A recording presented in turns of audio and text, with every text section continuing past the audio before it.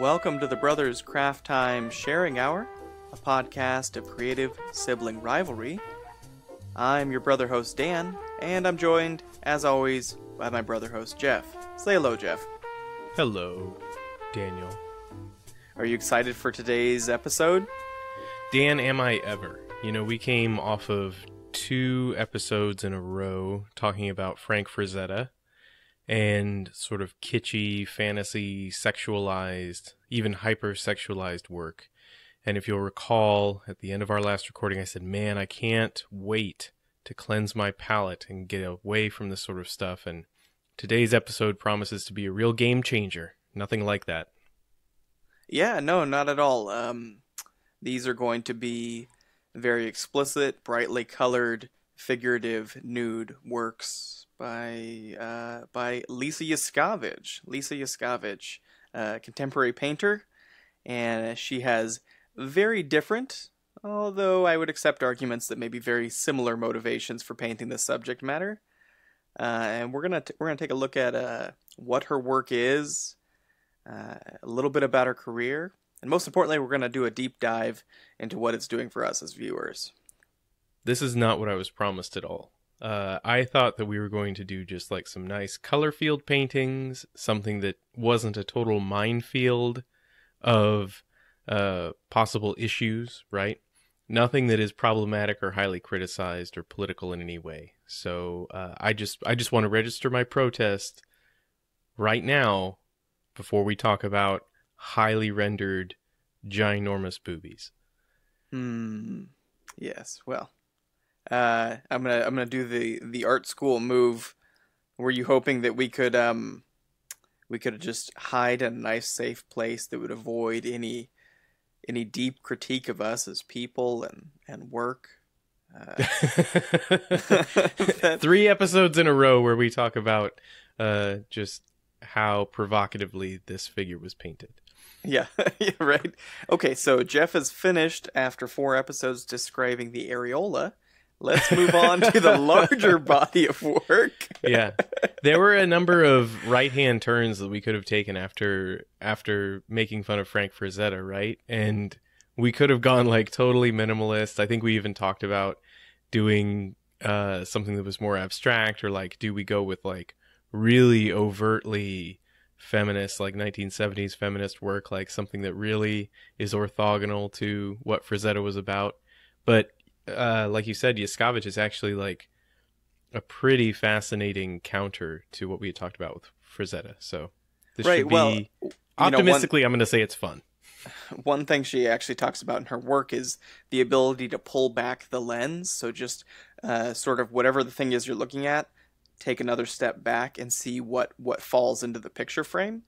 And I think that's probably why she's a really good, maybe not response, but just follow-up to Frank Frazetta's very male-centric, sexualized gaze.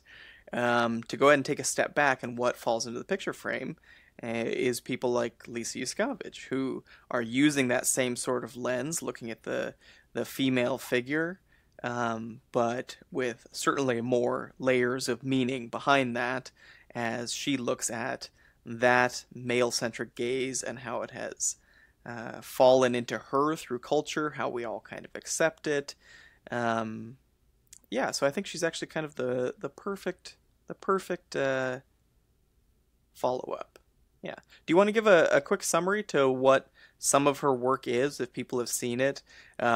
Chances are, if you can't name any of the paintings, it's probably the ones that you've seen in a gallery and have quickly walked away for fear of someone seeing you looking too long at any one part of the painting. Yeah. Do you have a more accurate description of her paintings than that? No, I think you and I have a personal relationship to this work. Because it was, if I remember right, when you and I took a trip to New York after grad school,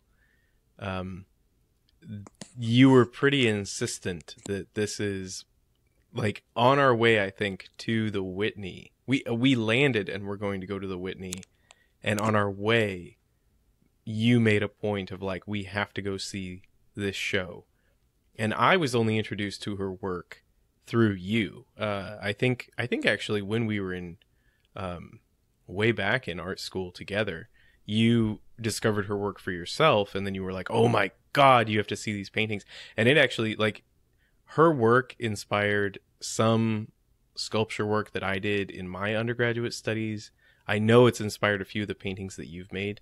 And you will know this work because of its relationship to brightly saturated, sometimes unnatural colors, which is sort of a weird way to talk about color, but just sort of highly saturated, sometimes neon or extreme color choices.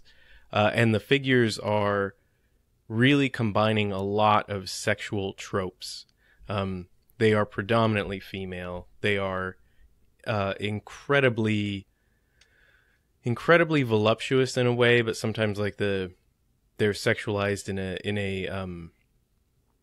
in a non-traditional sense, like the belly will be very swollen, not quite in a pregnant way, but just like the way she's rendered it feels very sexual. And they are sometimes in a sexual relationship with one another. That's how I would describe it. Dan, you discovered her for yourself and then introduced her to me. So do you have any notes to add to that? Yeah, I mean, it's just this sort of hyper-saturated colors that, you wouldn't have seen even 100 years ago, which as we talk more about her work, we'll see that begins to play a role in it.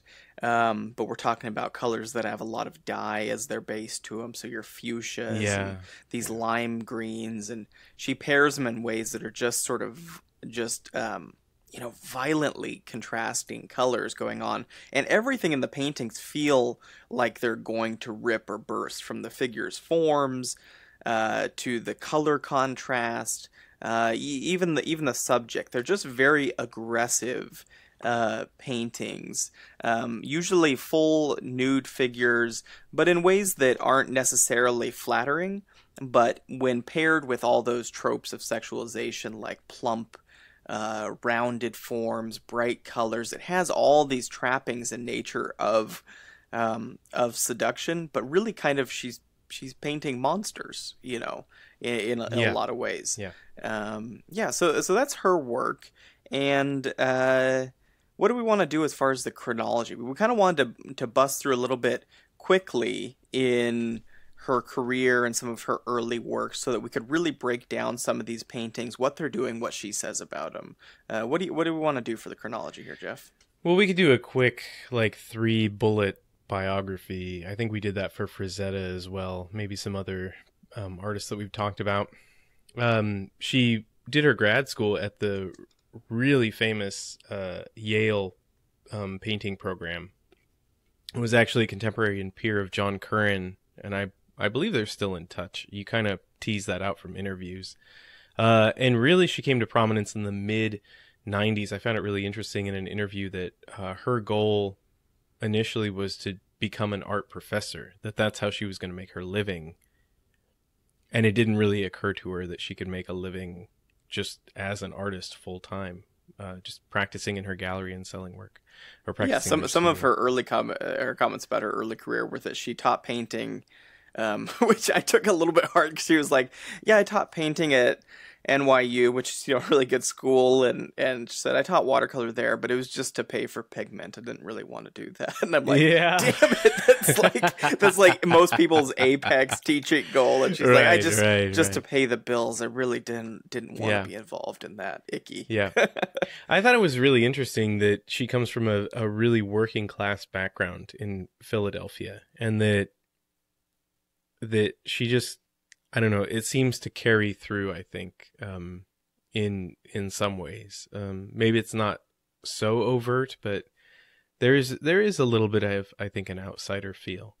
There's a really interesting biographical note, and then we can move on, that she had her first really big show in New York in 1990, and she herself hated the work that she had put up so much that legend has it she quit painting for a year. She's talked about this. And then she came back to the work a year later, and she says in interviews how she was really pushed by her husband, among others, to keep her big personality on the canvas and sort of leave it there, as opposed to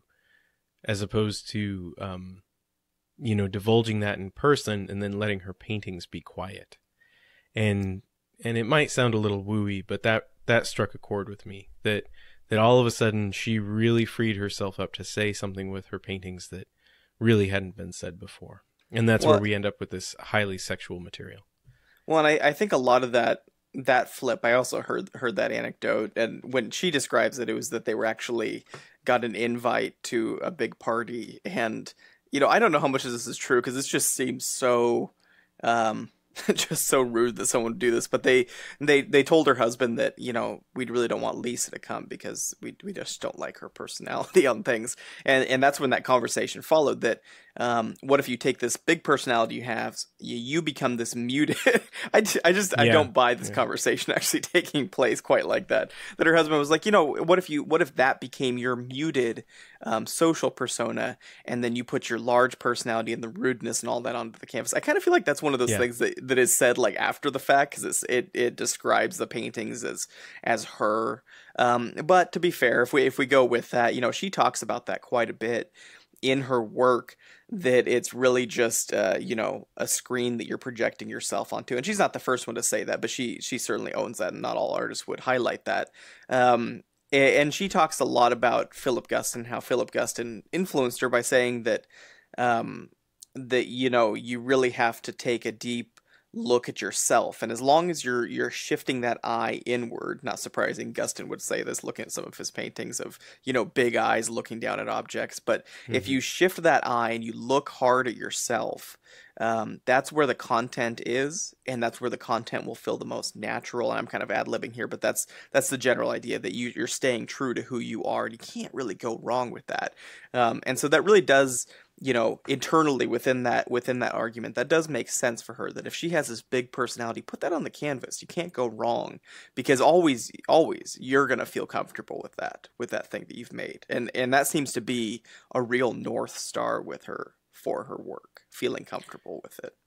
Yeah, there was a moment in reading interviews where I just found it really funny, where she was asked, in your Penthouse series, this series of paintings she did from 99 to 2000, she's clearly translating pinups into a more painterly kind of thing. And the interviewer asked, is it important that the figures in these paintings come from issues of pornographic magazines that maybe you found as a child, or magazines that are of an era that they would have belonged to your dad or your friends of your dad? And she just very swiftly answers, yeah, like, next question, because it just made me laugh, because it's like that is such a surface read on the work. Like, yes, there's this highly sexual content, but it's actually a device to say something more. And her work is pretty contentious, it seems, amongst feminist writers, amongst other literary women. Yeah, and it seems to be one of the things that she pushes back on, where you say that she's kind of an outsider. I don't know how much of, because outsider has a certain connotation. I know that it's someone who's kind of removed from the art scene generally, but I do think the working class background puts her a little bit offbeat from everyone else. Though, just to be clear, if you go to school at Yale, I don't care where you were born, you're an insider artist. You're mainstream as it gets. When you're hearing lectures from Philip Guston. So anyway, but I do think she's a very against the grain artist, and she talks about that publicly, that she always, whenever she's told she can't do something, she kind of pushes just against it, and she's always bouncing off the rails that way. And I think that really comes through in her work, that she's on track. It's not like it's something you haven't seen, but she does it in such a way that you just feel uncomfortable. So she's always kind of beating at the edge of that fence a little bit. Yeah, I don't know. Do you have any other thoughts about that? No, I'm interested to talk about some of the paintings and how she makes them too. I think the method is really interesting. Yeah. Okay, so she goes to school at Yale. She is contemporaries with people like John Curran, who also has very similar critiques, though different work. Um, she has a first show. She kind of recedes from that. Those were she's often described those as really like dark and glossy kind of paintings. And her later paintings, like the piece that the show that we saw. Where did you say we saw that at? Was that at Zorner, or where was that we saw that? Oh, I don't. I would have to look it up. It I know was in the same. Zwerner, It was David in the Zwerner same district. represents her, so Yeah, it was probably um, that. yeah, and those were some of those were just drawings, really kind of washes of really bright colors. From when you stand back, they look like they're just so opaque, and you could just swim in them. But they're not always super glossy. Actually, that was really surprising seeing them firsthand. And she talks about that in critiquing other people's work. That love it or hate it, whatever the work is, hers or other people's, see it firsthand because it's going to be different firsthand.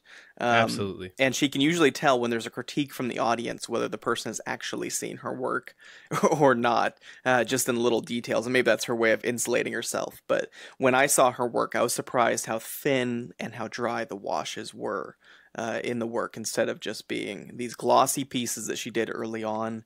And so when she comes back, what does she paint when she comes back? Do we have any of those images up here, or do you just want to describe them?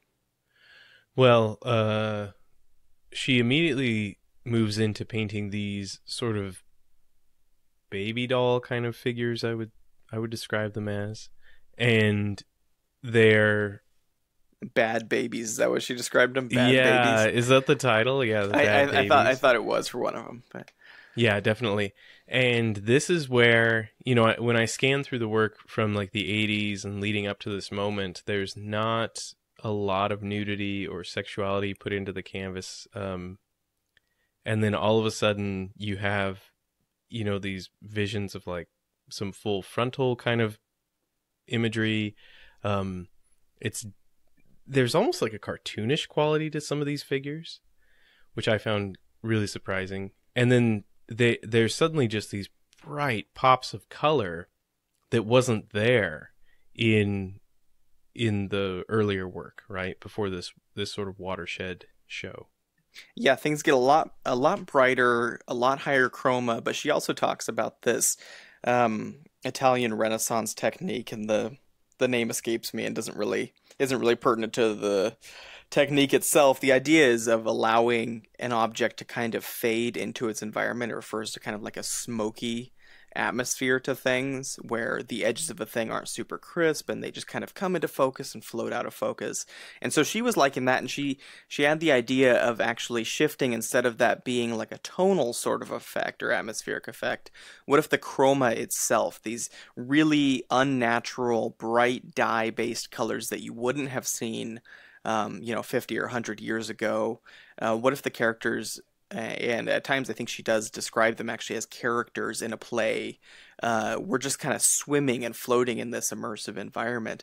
And a lot of times she describes these as reflections of herself. So in the second image I have for you in the text, she talks about this pairing. I don't know if you see that one of the blue figure draped in a blue cloak, just a head poking through, and it's a diptych that's paired with a female figure kind of standing, almost like she's seated in a chair, but just standing with her legs spread, She's arms doing the hidden. iron chair. Yeah. Yeah, she's doing the iron chair. And so she starts to get really introspective with these, whereas previously her work was kind of looking away and a bit abashed, receding into the darkness. These are very bright, immersive figures. I think the blue one, she talked about it being like a mixture of her and I want to say it was like her therapist or something like that. Like it was just like this very dignified kind of cloak and then a head No, there's a floating lot to on take it. apart there. Okay. Yeah, it's like a lot of her, and that was a common theme in the way she talks about whether that was what she said or not. Like it is a common theme that it's a blurring of her self, the way that she has internalized views of women, which she says, the sexism, the misogyny, from any group of people, that's all swirling around, and you almost can't avoid having that in your persona. And she knows that she has that as well. And so it's a blurring of her personality, these misogynistic views, and then also projecting it onto herself in these really kind of monstrous ways. So sometimes, I would never say these are self-portraits, but it's definitely a lot of Lisa in these pictures. And so then she has this doll, this bad baby one where with the iron, Oh, it's what'd just you say was insane. the iron? It's so insane. Yeah, it's doing the iron chair. The iron And chair. it's so interesting because it is in this really vulgar pose. The figure is entirely nude except for what looks like shoes and stockings. It's doing this iron chair pose, just squat right in front of you, target composition. I mean, it's sort of making a pyramid on the canvas, but it's dead center on the picture. And there are almost no facial features except for little dots for eyes and this wide open circular mouth. I mean, it feels like a sex doll. And then, but it's rendered in such a way that it could also be a human, especially in the torso. The breasts are like lopsided and not even the same shape.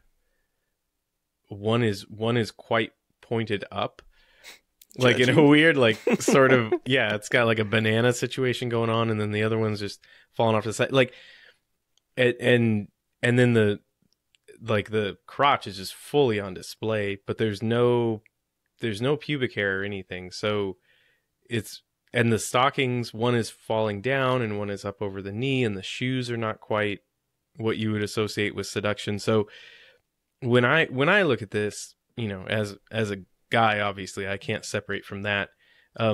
There are things going on that are like pornographic ways of seduction and to attract a gaze, but there's a mix of these sort of horrifying things that really tilts it in a monstrous way. And just as a male viewer, I find that really interesting, how so many things that should be, as a surface read, sexually attractive about this image are just the stuff of nightmares. Like it is just the worst and most uncomfortable to look at. And I think that's where she's really making an emotional connection for me.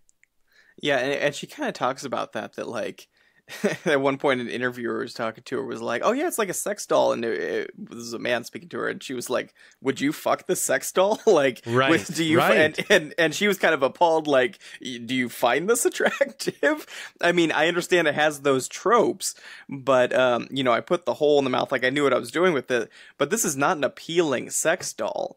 And so she talks about that a little bit, that like she paints, I think maybe that's really the disturbing thing. That's what keeps it from being a pinup, is she paints certain anatomical features like the lopsided breasts or the enlarged belly and stuff like that, or the stockings that have almost, it's odd to think about, but like a realism quality to it. Oh, yeah. Immersed in just unabashed fantasy. And maybe that's the grounding for the unabashed fantasy, to keep them from being just pinup. But it is this, there's always this grotesque nature to the thing.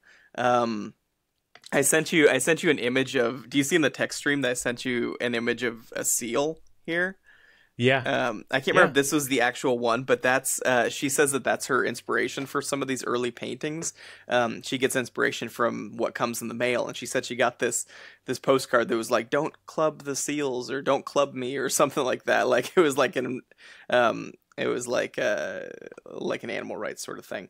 And she was like, "God, just look at those eyes. Look at that. Like, it's just so pitiful, and it doesn't want to be clubbed." And so she took all these canvases and just painted eyes on them. Just eyes looking back at her. Just those, and you can see that in a lot of these early like Bad Baby sort of paintings. Is that like a Margaret Mead? Is that the painter that there was a recent Tim Burton movie, if I remember right, about like the big eye sort of paintings, right? Oh, right. Yeah. I mean, it would be a similar feel. And so she wanted to kind of like make them look kind of pitiful at the same time. So this is not like a powerful, sexy woman. This is kind of a pitiful thing. I mean, I don't even know where her arms are in this situation. No, it's just so wrong. So alarming. Yeah. She even says that the vagina and the anus make an exclamation mark, which is like her favorite part of this painting. Like right in the middle, it's just like warning. It does, yeah. It's warning. Really, it's really uncomfortable to look at. It's really uncomfortable to look at, and it is positioned just below the midline of the painting. Like the waist of this figure, like the crease between the belly and the groin is almost dead vertical center of that painting. And so your eye is just constantly hitting that that exclamation point. It is. Yeah, there's even a hue shift between the top half and the bottom half. I mean, there's a lot of really smart things happening here. Smart painting. That like, yeah, smart. And painting. This is the thing. This is exactly the same smart techniques, like little tricks that Frazetta used to sell book covers, doing highly sexualized, almost like a exploitation of the figure, right? To get you to buy a dime store novel. Right. And the same thing is being done here, but to say something a little more, in my opinion, a little more meaningful, right? Oh yeah, well, obviously much more meaningful. I mean, when she talks Don't about, oversell it. I'll have to defend that. I think it's much more meaningful. She's, she talks about like this misogynistic culture that she's in, and it comes from all directions. Like she said, she's been to gallery shows, and people had, early in her career, and people didn't know it was her. And she's had people say things to her like, "This artist better be a lesbian," meaning that like if she's gonna I think that the comment was, basically like if she's gonna hypersexualize these figures, she damn well better be a lesbian. Is this women saying this or men? She didn't specify. But I almost think it doesn't. I mean, maybe it matters, maybe it doesn't. I'm not sure. Matters a lot to me, Dan. It matters too much to you. Too much. No, but the comment is that like basically if you're going to objectify another person, it matters what your position is. It's so weird. Weird. I guess that has some meaning to it, but it is odd. And she seemed to think it was odd as well. That like, what does that matter for these paintings? But I also kind of wonder if that's her own privilege as a woman painting this, which is, certainly she has the right to take that privilege back. It's been foisted upon women long enough by men. But I think like if a man were to paint these, I think she would be really quick to critique that man. So the idea that like, what does it matter? I think it matters quite a bit. And I think she damn well knows it matters quite a bit. Yeah. This is, where the identity of the artist really comes into play for whether the work will be accepted or not. Right. Yeah. Yeah. And so it's interesting that she struggled with that critique herself against people who have been really harsh on both sides. People who say, oh, you're hypersexualizing these things, or you don't have the privilege to do these things, or she'll get comments, why aren't you painting men? If you're going to sexualize, if you're going to have contemporary work that's about sexualizing a figure and kind of the reversal of the male gaze, okay, fine, then let's hypersexualize men. Why don't you do that? And it kind of just comes down to, well, who have done that. That's not what I want to do. That's not what I want to do. And so she's always kind of pushing back on all sides. People aren't happy, which is probably a good space, and she knows it. Yeah. These coquettish kind of figures, it's doing an interesting thing. It reminds me almost of like when you see work from Boucher and like the Rococo period, like this invention of a sort of female sexuality that is just living in this weird space of sort of childlike and in the Rococo there's no introspection about, well, what does this really mean for us? And she is clearly being highly considerate of this. Like, what does that mean if you read this as sexual, right? Right, and I think it all comes back to the idea that it's all just so ingrained in us that you almost the tropes this is pulling on as soon as you see it, and it's actually really difficult, as you kind of described. And I had a similar reaction when I saw them, where on a surface level you're like, oh, I like those, and the reason why you might like them is because they're bright and they're just like plasticky and just like bubblish figures and all these things, and sexualized. It's all the good stuff. It's just a candy store. And then you look at it again, you're like, oh well, wait, why do I like that painting? That's rabbit hole. I don't want to think about this anymore. And I think that's all pretty on purpose. And so when she talks about like it being in the culture, I've never heard her actually respond to like Frank Frazetta or anything like that. but in our investigation into Frank Frazetta, the thing that's talked about with him is that his work kind of influenced general. His was working really behind the scenes, because people would be collecting his stuff. It would be on movie posters. It wasn't Frank Frazetta, till the end. It was just movie poster that he was doing really well. Hollywood was liking, and they were accepting these things, in comic books and in movie posters, and then eventually in art form that some pretty influential people had, or in movies like Conan. And so it just kind of seeped into the cultural milieu, but she's talking about how that culture has influenced the way we look at things. Right. So we're kind of in the middle phase. What time frame is this? Are we still in like the late 90s sort of with her work here? Yeah, this is the mid to late 90s in her work. And I think this is where we start to see the work become a lot more pin-up-y, like the breasts just become enormous on some of these figures, or she's like accentuating this pinup pose in such a way that like the belly becomes distended, or she has this one piece from 96 called Wrist Corsage, and like the butt on this figure is really, really bizarrely shaped, almost like a boat. Or like is that the one where it comes to almost like a point, or like it's pressed against the glass or something like that? Yeah, doing some really interesting stuff here, I think.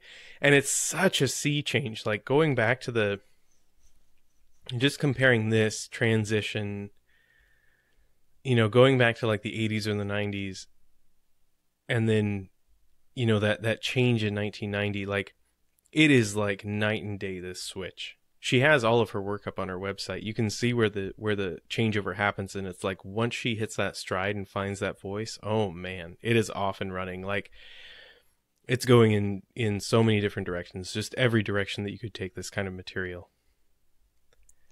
Yeah, she starts to accentuate the figure more. She's still playing around with that gaze and like the idealized forms and stuff like that, and how they can be grotesque. A few of them, I'm thinking of that one. Really natural. Few of them are just like straight up could be a portrait of somebody almost. Well, some of them are. So she talks about having her friend, I think her name was Kathleen or Catherine, but she's known her for a long time, and she was always the classic blonde person that she's responding to in a lot of these things, this idealized figure. And she's a bit older at this point. She's had kids and things like that, and so she has her there. And so she starts to paint naturalistically from her. So she, Lisa's always kind of like switched back and forth between her sources. Some of these are just pure fantasy, and you can see that, and just purely of her own creation or memories, things like that. And then others are made out of clay that she'll actually form, and you can see that with the bulbous shapes. And then some of them are from models who are sitting, and you can see that in a little bit later work as well. Yeah. So she gradually gets to this place where she's looking at the people who are the inspiration for these archetypes. There's a really good piece I was trying to find where she actually has. There's a couple that I suspect are of Catherine or Kathleen, and I was trying to find one where she actually hired another model. And the other model just, they were there at the same time. I can't remember if she was planning on putting them together, but the other model's looking at her friend, at this blonde woman who's kind of the archetype. And she really just captures, like, you can see she's messing with the viewer lens, being like from where the painting is projected. And so she starts to move back, and she's seeing other people looking at this archetype that she was painting for a few years. And then she starts to move back further, and you start seeing like the multiplicity of personalities of that archetype, about how like a person is different with their parents than they are with their friends or with their boss or whatever the thing is. Yeah. And so all these just like almost fracturing of someone's personality. And so she's definitely playing with I think that's the continuous note throughout all these. I'm speaking all these in terms of it's really about the gaze. It's really about gaze and looking, and the sexualization of the female form is a casualty of that in our culture, but it's not. That's not the thing that she's latching onto. She's, you know, in the most generous way, she's holding on to that thing as like, as the victim here. But what she's really looking at is the perpetrator of that, you know. Well, yeah, she kind of internalizes it as a way to become a mirror. Yeah. So it's almost like a sacrifice to become sort of the mirror. It's like the Joker in the Dark Knight or something, rather than trying to be like this catalyst for well, it could be the Jackal. I'm just saying the Dark Knight's a better movie than the Jackal is fine. Oh man. We're 2 minutes away from you talking about guacamole coming out of some orifice. Yeah, right. There is I noticed color wise or like technique wise, the paintings become thinner, more washy, or maybe that's not right. There's like a higher contrast in the transitions between shadow and light, and they stop feeling as much like oil painting, and they almost take on a digital, or like almost like a cartoon quality in the line work and the color treatment and the contrast. Do you see that when you move into the 2000s? Yeah, and I think it's that really synthetic looking color palette that that does that, and she talks about that being like unnatural things. But it's interesting that she talks about like you have to see the work in person, because you really. I'm not saying that's not true, but I almost can't think of a painter painting physical paintings, not digital, who plays better through digital images. You know what I mean? Than Lisa Yuskavage. So it's weird that she advocates for like see it in person, because these are almost just tailor fit to digital work. Either she's highly prescient or is aware of, you know, that palette that's being used in digital paintings, which is an interesting approach by itself. Yeah, it's a pretty fascinating body of work. I read in an interview that she, or maybe this wasn't an interview and it was more like a thing where she just took photos and talked about her work, but she claims that she really doesn't use the same method every time. She doesn't like do this as a production thing, and at least at the time that she reported it, she didn't have any assistants or anything like that. Everything is her. Like, it's going to be painted how she wants. She will take a different strategy every time if she feels like it. There's one painting in particular, I think it's called Spectrum. It's one of her more recent works, where she just set as the background a color wheel, and was like, there it is. And then just starting from this giant color wheel, she worked her way through the rest of the painting. Like, that was the creative challenge she set for herself, you know. Wow. Yeah. Yeah, I heard an audience member ask her a question, kind of looking for the. I took it as like looking for the secret sauce of how to do this, you know, because that shows how desirable a painting is. And like, do you start with like a grisaille, or do you do like a colored pencil sketch that you work from on the whole thing? And Lisa was just, she was like, yeah, I don't really do, you know, I know this isn't the answer you want, but I don't really do the same thing twice, which obviously isn't totally true, but it is, she does seem genuinely interested in investigating how the material comes out each time, you know, starting from a different place, whether it's a model or a clay figurine, or always messing with the lens and stuff. And so a lot of this is just, I'm amazed though, I don't know, that she can come out with such a consistent voice on it all, that it has this style to it. That's where my questions kind of come up, is where does that style come from? Like, how much is that is BS? How much of that is you just like giving a good story to this style that you do? And I think that's something that people are always kind of suspicious of with her work, because it's so stylized. It looks almost like anime kind of thing. Are you just churching up anime, you know, because you have a degree from Yale and you're in these fine art galleries? That does seem like there is a whole world that's being created here, and a whole visual language that is running far outside of that. I think it is pretty dismissive if that critique is ever made, that she's just borrowing anime and churching it up, because you can see where this came from in her earlier work, and you don't see those influences. She might be pulling some of that material in, but it does seem to be rooted a lot more in just 20th century sexual revolution kind of American pornography, if there is a commercial source, right? Right, and I guess there could be multiple ladders making their way up that cliff. You know that that anime is a product of this sexualized, vulnerable view of women as being a desirable thing, and she being a highly intelligent, well-educated person from an Ivy League school reads that in the cultural vibes and says, okay, I'm gonna, with this seal image and stuff like that, and realize there's something there and cuts right to it. And so they end up at a similar place, but for very different reasons. Which I guess is the thing with Frank Frazetta, right? That on a very, very surface level read, these may be grouped together, but they're getting there from very different places, and that route has meaning. And so I guess maybe that's an interesting thing for you and I to think about in our own work, is how to include more coquettish, large-breasted young women.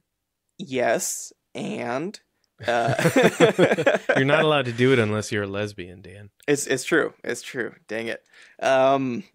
Yeah, no, the idea that that thinking about how you're getting to a place to make an image helps it to be more honest and genuine, and for you to stand on the thing, but also maybe get there in a more unique perspective that, people, I'm being really positive here, but people are all unique and stuff, and so as long as you're staying true to that thing. I can tell by how genuinely you meant that, by how high-pitched your voice got. That's when you can tell I'm really genuine. You're really genuine, yeah. I'm doing great. Yeah, if as long as you stay true to that, you're going to have an interesting perspective on a thing, and you may get to something that is appealing. My problem is always how to merge what is aesthetically appealing at the end with that path getting there. I can follow down the my identity, my story, my journey, but I get to the end, I'm that's a really ugly thing that I made there. How do I make that more aesthetically pleasing? And it's always felt like a little bit of BS is the wrong thing, but it's just you're I'm interested in where the journey takes me. Oh, I ended up 300 miles from this town. I'm just going to take an Uber there, and I'll say that my journey took me to Phoenix or whatever. Well, it didn't really take you to Phoenix. You jumped in an Uber. That's how you got there. I'm losing my metaphor. You want to help me out here with this thing? You are really drowning right now with this metaphor, and I've mixed water with road travel. So I apologize. I've totally screwed the pooch on the metaphor. You are all alone, my man. Okay. I think having a strong initial design with just good basic rules of composition is the general advice to give to everybody. And maybe that's cheap, and it's really not, unique to the Lisa Yuskavage episode. But I think there is so much design work evident in her paintings. So much from the beginning. Well, and we saw that show we went to, right? That she had large drawings that I don't know if those, I assume those were designs for other paintings, because they were the sketches for the paintings that she had. Yeah, she has a really interesting collection. I found it really interesting as an artist. Her collection of drawings and monotypes that are on her website. She is one of these artists that just seems to keep everything on WordPress, and it's really fantastic stuff, because it really does give a little peek into how she thinks about drawing and designing these compositions before she puts them in there. Nobody's going to get you. You've probably heard this if you're a maker a dozen times. It's a point that I have to constantly remind myself. Nobody is going to get your idea, no matter how good your idea is, if the design of the way in which you present that, especially in visual art, just doesn't sing for people. And I think, going back to our conceptual art episode, that's oftentimes the biggest meta critique we have about working in that way is that, like, yeah, you threw a pile of extension cords in the corner of the gallery, and maybe you've got this grand narrative point to make around industrialization or whatever, but because I don't see the good design in what you did, if it's not presented in a way, that may feel cheap, and that may feel a little businessy, marketing, like all that stuff that a lot of artists really hate. The viewer's not going to get it otherwise, man. You are going to aim for maybe 2% of your audience.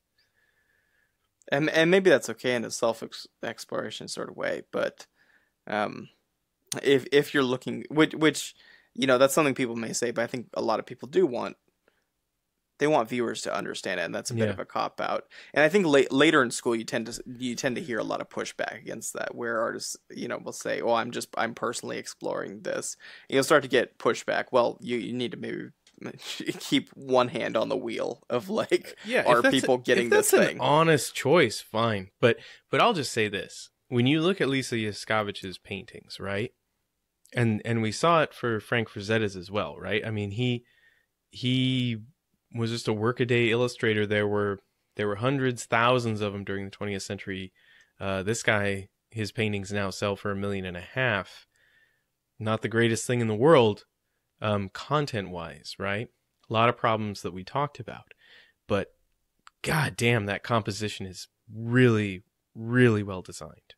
Right? Yeah, it is doing exactly what you want it to, and you may feel as an illustrator, painter, whatever, like, man, those are cheap tricks. Yeah. They are cheap tricks. But now if you look at somebody like Lisa Yuskavage, which is a big part of why we wanted to talk about her, same tricks, and she is saying something really interesting about how we look at other human beings and what our culture has done to objectify other human beings, obviously and particularly women. And you would not have gotten that point if she didn't design it so damn well and make it really appealing. And the beautiful part is that circles back around to make her point even better. That, look, this thing makes you feel so uncomfortable, and you still can't help but think it's beautiful and love it, and shit, I would own one. Yeah. The levers she's pulling are levers that you recognize and so well. Like she designed it, and she knows those levers are already in you as the viewer. And I think that's probably what makes people so uncomfortable. That the tricks she's using are not only cheap, they are the cheapest tricks. Is there any trick cheaper than high chroma contrasting colors with large breasts? I mean, damn, she's pulling all the cheap tricks. Dan, congratulations on hitting episode title. My hat's off to you. I stepped on your punchline, but I had to give you episode title. Yeah. All right, so I think that's about what we have for Lisa Yuskavage. Do you have any closing thoughts? Do you want to pick out a favorite painting? I was really curious, to know what she meant to you as a painter, because I feel like she was really, maybe she wasn't, you could correct me on this, I feel like she was really formative to how you worked for quite a while. In fact, we have a painting in our bedroom that you painted that was clearly inspired by her work. Well, yeah, and the funny thing is with that painting is that I had to get rid of it because it was just I couldn't show the painting. I made a Lisa Yuskavage type of painting. I've done that a lot as a student. It's my way of just kind of teaching myself in the studio, getting out of my system. If there's something I really like, the time-honored method of ripping people off. Yes, excellent. If there's something I really like, I'm like, okay, well, I'll make that too, and I'll go through the same steps and kind of see what the process was for that whole thing. It's kind of like checking a mathematical proof or something, but with boobs. So, you already got episode title. You don't need to keep doing it. Come on. Okay. Yeah, and so but as soon as I finished it, I was like, oh, like this is a man objectifying a woman, and I'm the man. All right, so this isn't working the same way, and I just didn't feel comfortable with it in that position, which is good. I'm aware of that, and I think Lisa probably could have called that, but I think that's interesting. That it's like, I recognized that this was pulling certain levers for me.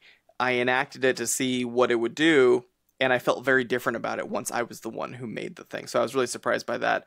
I haven't fully resolved my feelings about her paintings, and I think it's because I'm uncomfortable with how much it's pulling certain levers for me. I mean, they're very appealing paintings, but then you're disturbed by the fact that you're drawn to them, or at least I am. And so I haven't fully worked out what they are doing for me, but I think she's always been someone who holds a place as a painter for me that's like, you can do these lowbrow sort of things and have a meaningful point behind it. That you can do aesthetically pleasing, beautiful things as well as content. And sometimes I haven't felt that way about contemporary painting, that I felt like in order to do something meaningful, it has to be this just really pulled apart, process oriented thing that has very little aesthetic appeal for me at the end, in order for it to be taken seriously. And I think her work certainly hasn't resolved that. She herself will say she still struggles with criticism from that. But she still is a placeholder for that. So I go back from time to time and think about her work. What about you? Yeah, I think there's a lot technically to love about her work. I know when we saw these paintings, in fact, as you were talking, I was scanning through the exhibition that we had looked at, which it was at Zwerner. It was at David Zwerner, because I checked the time frame. And, you had sent me the link to her work, and it didn't really hit until I saw him in person. And there were just a couple of paintings that really, like, they do that thing where it's silly, but I was like, man, I hope no one catches me looking at this too long, like, and the couple that did that, there's one called Hippie from 2014, and it's just like a really classic Playboy penthouse kind of pose of this female character leaning against a fence, but everything is so cartoonish, like everything, her breasts, the shape of her figure, the position of her eyes on her face, but they're pulling those levers, like you mentioned, in a way that it's cartoonish. You wouldn't actually be sexually attracted to this figure. It is kind of monstrous. It's such art to me. The gallery attendant who escorted you out would beg to differ. Right. That was uncomfortable for both of us. I apologize for ruining the trip. I'm sorry. And then others of these pieces, like these diptychs and triptychs, that are just this overwhelming green shade in there. Like, there's some sexual material, but it's not as overt. But it's still pulling levers as a composition, where you're so attracted to the composition in a way that maybe you catch yourself, like, telling yourself, oh, I shouldn't be attracted to this, right? I shouldn't like this painting the way I do. Right. And the interesting thing is that, like, nude women have been painted, for, I'm not going to put always, just always. They've always been, kind of the thing, kind of always. And it's just interesting that these stir so much controversy. And that's maybe one of her points, like, I'm looking at an article right now that's about, and I haven't had time to vet this because I just saw it on the pod, but, like, an Australian art magazine, Vault, has censored their cover art of Lisa Yuskavage's paintings. They put yellow dots over the nipples for her paintings. I don't know anything about this magazine. Maybe it's like ultra kind of conservative, but I mean, if they're ultra conservative art magazine, I love it. I don't. Yeah. I mean, why'd they choose Lisa Yuskavage? I don't know. But it's just interesting that, like, women have always been Venus of Willendorf. There you go. Yeah. Like, yeah, I don't know. Boom. Like, women have always been portrayed nude, and it's gone through all these different cultural meanings along the way. But it's just interesting that she's not doing anything anyone else hasn't, and yet her work is seen as, ooh, that's too sexual. Something about her nipples are too sexual. Those are sexy nipples, and then when a man paints them in these other contexts, that's fine art that we wouldn't hesitate to take, school kids on a field trip to the museum to see. But hers can't even be on a magazine without being censored. It's just interesting. Yeah, it's really weird. Yeah. Do you have a favorite Yuskavage painting? I've always liked, I can't remember if it's the actual name or just what I call it, but Pie Face. No, yeah, the Pie Face series. Yeah. And I like that one because I guess it was a whole series, wasn't it? But there's one in particular that has these really muted. She went through this phase, and I don't know the time frame on it, but you can recognize them all. Where she has this really muted palette for the background color. She has that same fade thing going on, Is but this it's these Pie Face mud. 2008? I think so. Let Is me the see if I can get a woman name for it. is the figure nude except for She has flowers in front of her down around yeah. the groin and has the Yeah. purple thong that's kind of like cutting viciously into her Yeah. Oh, it's hips. so painful looking. And it's Yeah. just like the color palette is so subtle, so mature, so tonal. And then the white cream on the face is just like thick. I assume it's impasto, but after seeing him in person, maybe it's very thin. I don't know. I was totally surprised by It that when we really saw him. feels like impasto. And like Yeah.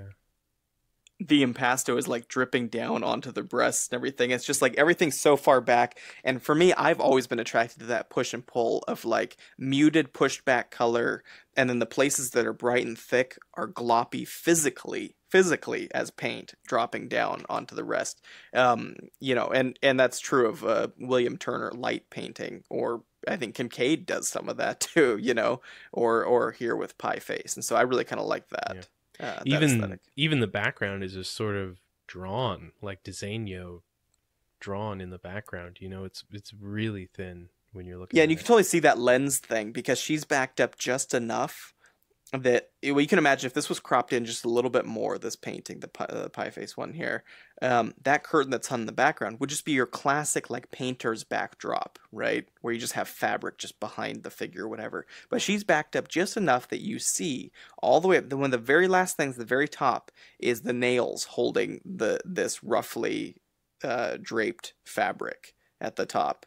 And so you can tell she's pulled back just enough in the viewing frame so that you're aware the whole thing is staged. So not only is this figure standing here as a painting, but it's a painting of the staging of the figure. Oh, And that's so I haven't wonderful. taken a read on that, but all that kind of comes into play for me.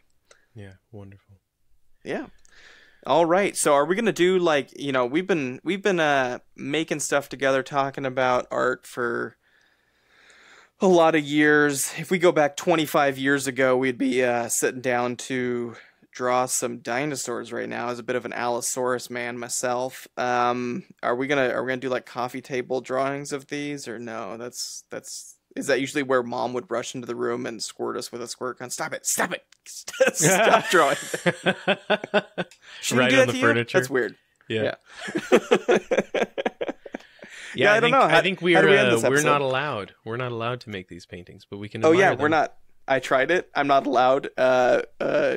Hillary graciously took it off my hands, and now it hangs oddly over your bed. So you're welcome for that. Yeah, we've there've been moments where we knew that friends would not appreciate their kids seeing it, and they'd be like chasing our kids into our bedroom playing hide and seek or something like that, and we're like, no, don't. Which Isn't that nobody a weird knows it's thing? a painting. Nobody knows it's a painting, so like that's a really weird like. Keep him out of there. Keep him out of there. Whatever you do. Don't Stay look away at the from cage under the bed, okay? Like, All right. all right, well, we did good. We got almost through an hour of that. So Yeah, without you referencing your bed cage. Jesus. I can barely make it through a phone call. It's so rough. all right, Dan, where can people continue the conversation with the show? Yeah, you can follow us on why do you do this to me? You can follow us on Instagram. We have an Instagram account, Sharing Hour, and we have. Do we still have a Twitter account? Do people still Twitter, or is that just where people send hateful comments? Yes, and We have a Sharing Hour Twitter. Yep. You can send us an email at sharinghour@gmail.com, and we have a domain at is it sharinghour.com or is it the Brothers Craft Time Sharing Hour?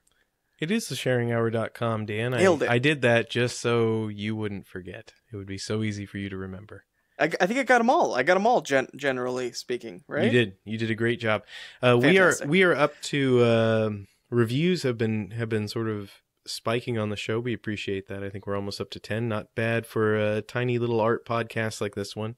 If you look online and you search for art podcasts, forget even good, because we're nowhere in that window. But if you just look for art podcasts, especially anything outside of art history, it's pretty thin, man. We don't have that built-in like Star Wars, audience or whatever. So it really helps if you find the show valuable. If you have listened to more than a couple episodes, please take 10, 20, 30 seconds, hop over to iTunes, Google Play, anywhere where you can recommend and review podcasts, and just give us a line or two. If there is something about the show that you would like to, change, or you have an issue with, just email us, and we're more than happy to talk to you about that. And the other thing is, on this show, you are hearing the entire production crew. That's it. It's just the two of us. And this is really as much a listener show as a producer show. So if you have an idea for a topic or an artist you want us to cover, or some part of the art world that we haven't really addressed, I don't know about you, Dan. I'm wide open to that. We've already had a few recommendations for topics, and we've responded to at least one or two of those. And just this week, we got another request to cover something with ceramics history. So sometime after this episode, I think we'll be addressing that. Ceramics history is pretty short. I mean, there's not a lot of ground to cover there. It's a fairly new. Really new I think people started working with clay around the time that 3D printers came on the market, give or take. That's my understanding. Yes, fairly recent invention. Well, it's because it requires a lot of dyes in the ink.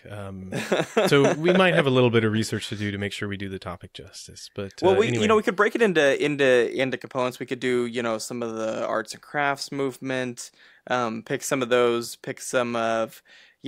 Craft is a pretty interesting thing in that it's kind of drifted in and out of, home decor to fine art, back out again, and so it's got its fingers in a lot of art pies. So maybe we'll just tackle it in small chunks. But I think we should definitely a whole push history it in one into the go. craft area. Yeah, whole history in one go, Dan. Let's just do All right, you got me. You convinced me. Let's do it. Well, until then, we'll be in the studio making something. We hope you are as well. And we will catch you next time.